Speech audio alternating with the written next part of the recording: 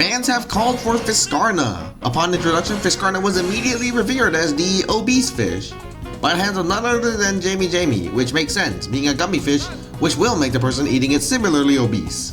Does that obesity carry on to the competitive scene, however? Let's find out as we ask, how good was Fiscarna actually?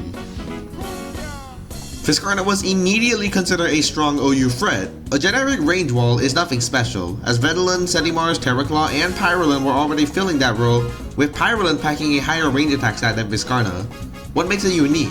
Well, firstly, is that it packs setup. Peace of Mind made Fiscarna a genuine threat by boosting his high range attack stat that could be further boosted by a smart personality, which Fiscarna tended to run as it only wanted to lower its melee attack and no other stat, thanks to how well balanced its stats was, with even its speed being perfectly solid. But why does this make it unique? Pyrolin also had Peace of Mind while Sedimars could sharpen occasionally. Well, Fiscarna's typing was quite different. It could counter enemy Pyrolin rather than stalemate against a mirror matchup, which was already incredibly valuable, as at the time Pyrolin was incredibly common, while Fiscarna also lacked an earth weakness, making it better against Tyrex and Himber as such. Sure, it became weak to Plant and Electric, but as mostly range types at the time, this wasn't a terribly huge issue, though top type getting Timberflash as well as Cedric's quick introduction did not help, let alone future OU Titan Halvanthic. The real distinguishing factor was Fiscarna's ability. While Pyrolin could eradicate status conditions with quick recovery, Fiscarna wouldn't be status to begin with thanks to the amazing ability Regif. Regif would fire most non-damaging moves used on it back at its opponent. Want to set barbs? Fiscarna switched in and stopped any of that. Want to provoke Fiscarna and stop it from setting up? Provoke yourself into never provoking anything out of pure shame for trying to bully an apathetic fish. This made Fiscarna a reliable deterrent of the defining entry hazards of the metagame. The only other regifters were Cosmire Encased and Cosmire Cracked, which were hard to obtain and inconceivably rare as a result, leaving Fiscarna as the most reliable hazard stopper in the tier. Even packing Mudslide on the rare occasion barbs did go up. Its other moves were no joke either. Tsunami hit hard while Maroon wasn't quite as strong, but it had the utility of messing with the opponent's meticulous energy stats. Some Fiscarna didn't even use water moves though. All-out walls sometimes packed Peace of Mind, Mudslide Stratagem, and Empathize. Stratagem was excellent coverage as it hit the common range wall's Venolin and the future wall Dokomori with its heavily invested range defense stat, while Empathize provided inconsistent recovery, but at least it was recovery. Frostbeam tended to fit over Empathize on most teams, however, as a way to hit plant types and be a decently strong spammable move.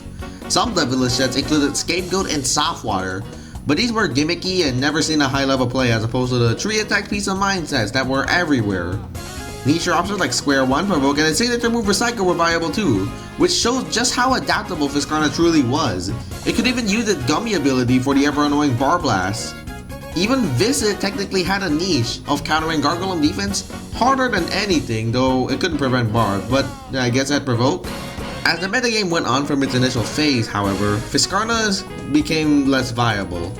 Stronger Lumians such as the aforementioned Halvanthic, Barbadger with Dauntless boost if Fiscarna had Stratagem, and the ever-dominant Charonics were introduced, and Fiscarna maintained its status, but its usage was wavering a bit. It was still strong, don't get me wrong, just not the same splashable tank it had been at its release. But then Atlantean City Part 2 came out, and it introduced a bevy of water types, such as the incredibly powerful Pronsu, the strange yet strong Shrimposte, and the new insanely dangerous Soul Burst and Dakuda. Oddly enough, however, Soul Burst worked in Fiscarna's favor. Dakuda may be strong, but more common were Eruptodon and Gastro, which were the new rulers of OU alongside Glacadia. Fiscarna countered the first two and could stifle the third if played right. Eruptodon could barely scratch Fiscarna even at +2, while Gastro could not get past Regive while Flora Blast merely tickled Fiscarna, giving it free Peace of Mind against the two of them. Glacadia had Deep Freeze, but if Fiscarna could set up beforehand, it could chip it down with Stratagem and potentially even 1v1 it. However, at this time, its usage was still dwindling. Hazard removal became even more splashable and widespread with Gargoyle defense taking over the entire metagame, and despite Fiscarna being arguably its best counter, the decrease in Gargoyle's other forms as well as Pyrolin's utter elimination from the metagame left Fiscarna lowest in its usage. However, it was still strong. It may be rare, but the metagame is frankly well suited to it. Anything to slow Charonics down was greatly appreciated, and Fiscarna did so with aplomb, as it did to much of the OU landscape. Overall, Fiscarna was a very underrated gem in OU. And that's it, so how good was Fiscarna actually?